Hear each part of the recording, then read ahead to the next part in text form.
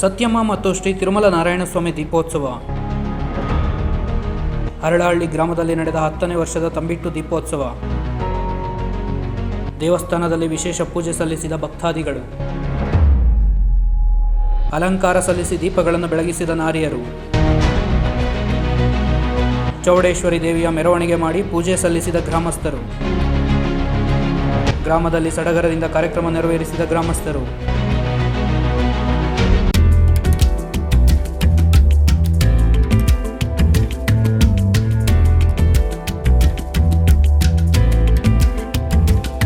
ಶಿಡ್ಲಘಟ್ಟ ತಾಲೂಕಿನ ಹರಳಹಳ್ಳಿ ಗ್ರಾಮದಲ್ಲಿ ಜಾತ್ರಾ ಮಹೋತ್ಸವವನ್ನು ವಿಶೇಷ ಹೂವಿನ ಅಲಂಕಾರ ಮಾಡಿ 3 ದಿನಗಳ ಕಾಲ ಜಾತ್ರಾ ಮಹೋತ್ಸವವನ್ನು ನಡೆಸಿ ತಂಬಿಟ್ಟು ದೀಪೋತ್ಸವ ಬೆಳಗಿಸಿದರು. ಹರಳಹಳ್ಳಿ ಗ್ರಾಮದಲ್ಲಿ ಇವತ್ತು ನಾವು ಜಾತ್ರೆ ಮಾಡ್ತಾ ಇದ್ದೀವಿ. ತುಂಬ 10 ವರ್ಷದಿಂದ ನಾವು ಜಾತ್ರೆ ಮಾಡಿದ್ವಿ.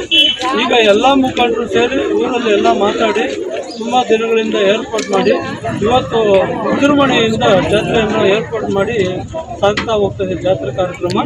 ಎಲ್ಲರೂ ಅವ್ರವ್ರ ಮನೆ ಮಟ್ಟಕ್ಕೆ ಅವ್ರು ಎಲ್ಲ ರೀತಿಯಾದ ಊಟಗಳು ಏರ್ಪಾಡು ಮಾಡಿ ದೀಪಗಳ ಅಲಂಕಾರವನ್ನು ಜೋರಾಗಿ ಮಾಡಿ ಹೆಣ್ಮಕ್ಳು ತುಂಬ ಅಲಂಕಾರದಿಂದ ನಮ್ಮೂರಲ್ಲಿ ವಿಜೃಂಭಣೆಯಿಂದ ಜಾತ್ರೆಯನ್ನು ಮಾಡೋದಕ್ಕೆ ತುಂಬ ಖುಷಿಯಿಂದ ಎಲ್ಲರೂ ಮುಂದೆ ಬಂದು ಮಾಡ್ತಾ ಇದ್ದಾರೆ. ಮೊದಲನೇ ದಿನ ಶ್ರೀ ತಿರುಮಲ ನಾರಾಯಣಸ್ವಾಮಿಗೆ ದೀಪೋತ್ಸವ ಬೆಳಗಿಸಿ, 2ನೇ ದಿನ ಶ್ರೀ ಸತ್ಯಮ್ಮ ದೇವಾಲಯಕ್ಕೆ ದೀಪೋತ್ಸವ ಬೆಳಗಿಸಿ ಭಕ್ತಾದಿಗಳು ಗ್ರಾಮ ದೇವತೆಗಳಿಗೆ ವಿಶೇಷ ಪೂಜೆಯನ್ನು ಸಲ್ಲಿಸಿದರು.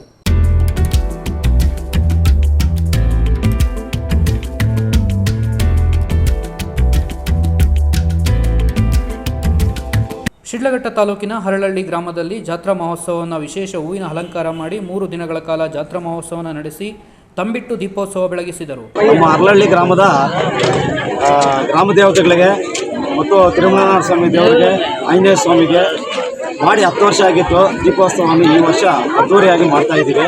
ಊರಿನ ಗ್ರಾಮರ ದೊಡ್ಡವರು ಚಿಕ್ಕವರೆಲ್ಲ ಸೇರಿ ಊರಿನ ಗ್ರಾಮರೆಲ್ಲ ಒಂದಾಗಿ ಮಾಡ್ತಾ ಇದ್ದೀವಿ. ಇದಕ್ಕೆಲ್ಲ ಹುಡುಗರು ದೊಡ್ಡವರು ಚಿಕ್ಕವರು ಎಲ್ಲ ನಮಗೆ ಸಹಕಾರ ಕೊಟ್ಟಿದ್ದಾರೆ. ಇದರಿಂದ ನಮಗೆ ದೇವರು ಒಳ್ಳೇದು ಮಾಡಿದೆ. ಇನ್ನು ಮುಂದೇನೂ ಸತ್ಯಮ್ಮ ದೇವಾಲಯದಿಂದ ತಿರುಮಲ ದೇವರಿಂದ ಆಶೀರ್ವಾದ ಚೆನ್ನಾಗಿದೆ ನಮ್ಮೂರಿಗೆ. ಇನ್ನು ಮುಂದೇನು ಇದೇ ಥರ ನಡೆಸ್ಕೊಂಡು ಹೋಗ್ತೀವಿ ಅಂತೇಳಿ ನಾವು ಹೇಳ್ತೀವಿ. 10 ವರ್ಷಗಳಿಗೊಮ್ಮೆ ನಡೆಯುವ ಜಾತ್ರಾ ಮಹೋತ್ಸವದ ಪ್ರಯುಕ್ತ ಪ್ರತಿಯೊಬ್ಬರು ಅದ್ದೂರಿಯಾಗಿ ನೆರವೇರಿಸಿದರು. ಜಾತ್ರಾ ಮಹೋತ್ಸವವನ್ನು ಊರಿನ ಗ್ರಾಮಸ್ಥರು ಮುಖಂಡರು ಸೇರಿ ವಿಶೇಷ ಅಲಂಕಾರ ನೆರವೇರಿಸಿ ಪ್ರತಿಯೊಬ್ಬ ನಾರಿಯರು ತಮ್ಮ ದೀಪೋತ್ಸವಕ್ಕೆ ಹೂವಿನ ಅಲಂಕಾರ ಮಾಡಿ ತಂಬಿಟ್ಟು ದೀಪೋತ್ಸವವನ್ನು ಬೆಳಗಿಸಿದರು.